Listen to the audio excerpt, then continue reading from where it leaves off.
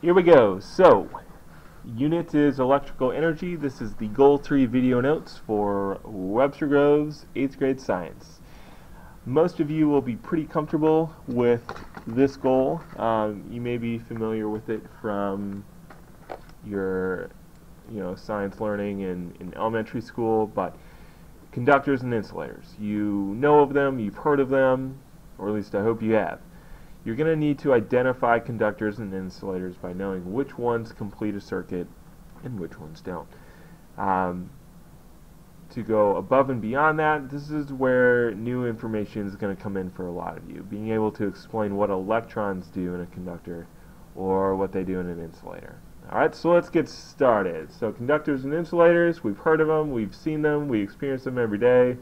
We're going to need to know what resistance is. So resistance is the push against electricity, causing those electrons to not move.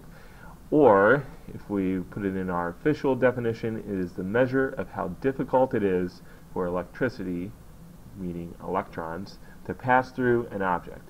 This is measured in ohms. So you see a simple circuit here.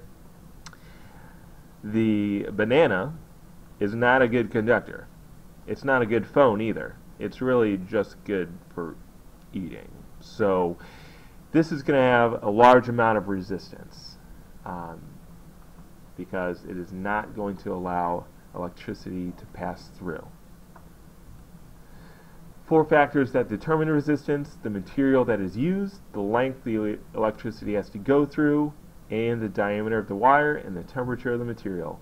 What we're going to talk about with conductors and insulators is this right here, the material. Okay? Some material has a high resistance, some material has a low resistance. So what does that mean? If you reduce the resistance, it does what to the current? Well, if you reduce the resistance, it is going to increase the current flowing through it because there's less push against the current. It's allowing it to flow easily, which means that the resistance, if you reduce the resistance, it makes it easier for the electricity to move. Okay, those electrons are going to move more freely if you reduce the resistance. The way you reduce the resistance with material is you have a material that conducts electricity.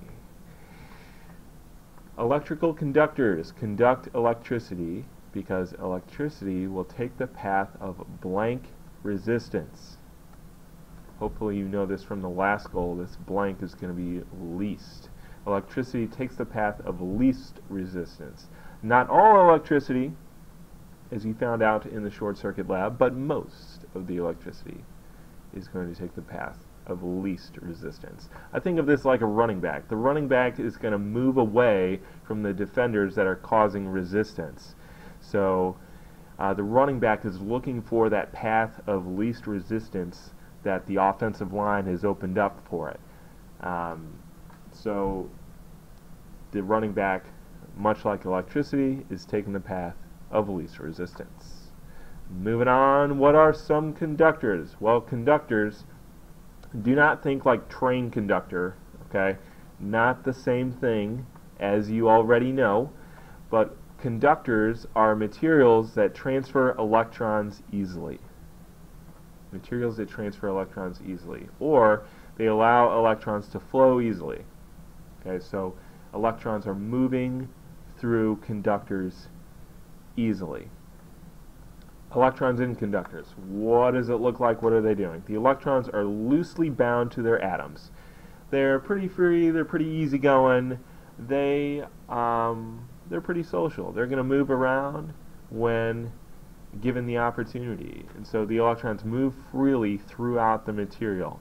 When electrons can move easily, they can flow. This allows the current to move. So when we have a generator, it's not really making electricity, okay? It's really just pushing the electrons that are already in the conductor or in the material. So you have these atoms, the green represents the electrons, and you can see they're moving freely through the different atoms. Okay, they're bouncing around from atom to atom, circulating and mingling where they want. Okay, so Electrons in conductors are moving freely. So what are insulators then? Well, insulators are materials through which electrons do not easily flow. Okay? So we can see the electrons moving in the conductor. No electrons are moving in that insulator. Okay? Electrons in an insulator, electrons are bound tightly to their atoms. They're not moving. Okay? They're not really very social. They're not going to move around the party. They're staying right where they are, and they're good.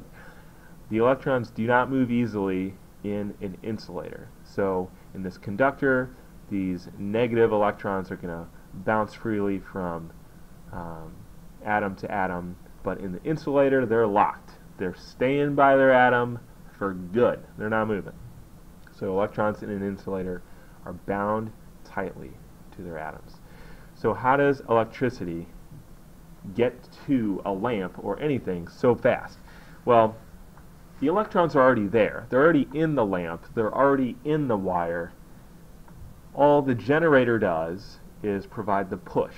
Okay, so it just pushes the electrons on one end, and that is going to, like a domino effect, push all of the other electrons that are already in that wire, already in that device, and they just get them moving.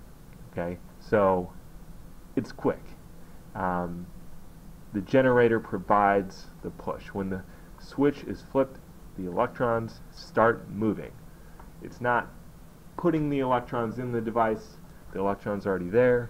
The generator just gets them moving, or the power device just gets them moving. Okay? So conductors versus insulators, to wrap it all up. Conductors, electric charges are free to move from place to place. Okay? Going beyond that, if the electrons are zero and inside a conductor, electric charges will move around except at the surface. So if there are not electrons in a conductor, then it's not going to conduct the electricity. You can't force electrons into something if it's not already there. For an insulator, the electric charges are fixed in one place and they can't move. Okay, or they don't move very much. Therefore, there are atomic level forces that keep electrons in place, like in an atom. Okay, so in an insulator, the electrons are kept in place. All right, well, that's the bell, and this is all we have for electrons moving through insulators and conductors. If you have questions, bring them to class. This is the end. Thanks.